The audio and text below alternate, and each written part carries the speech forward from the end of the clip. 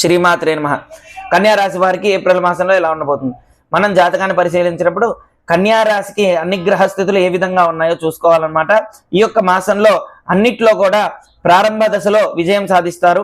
అయితే ప్రతి విషయంలో కూడా మన అనే భావనతో ముందడుగు వేస్తే కనుక మాట పడాల్సి వస్తూ ఉంటుంది. బంధువుల నుంచి కానీ అదేవిధంగా కుటుంబ వ్యవహారంలో నుంచి చాలా జాగ్రత్తగా మౌనంగా ఉంటే మంచిది. ఎందుకంటే వీరికి ఎక్కువగా కూడా శత్రుత్వం ఏర్పడే అవకాశం ఈ యొక్క మాసంలో ఉందన్నమాట. అయితే మనం ప్రతిదానికి కూడా భయపడాలా అంటే భయపడాల్సిన అవసరం లేదు, మౌనంగా ఉంటే మంచిది. అందుకే పూర్వం ఏం చెప్పారంటే మౌనమైన కర్తవ్యం, మనం ఏ పని చేసినా మౌనంగా ఉంటే మంచిది. ఈ యొక్క మాసంలో అనవసరమైన మాట ఎక్కువ అవ్వడం, సంతాన విషయంలో సమస్యలు ఏర్పడడం ఇలాంటివి కూడా జరిగే అవకాశం ఉంది. గ్రహస్థితుల్ని మనం ఎప్పుడూ కూడా ప్రతికూలతని అనుకూలంగా చేసుకొని అన్నిట్లో కూడా విజయం సాధించాలి. అంటే ముందు మనం మౌనంగా ఉండాలి.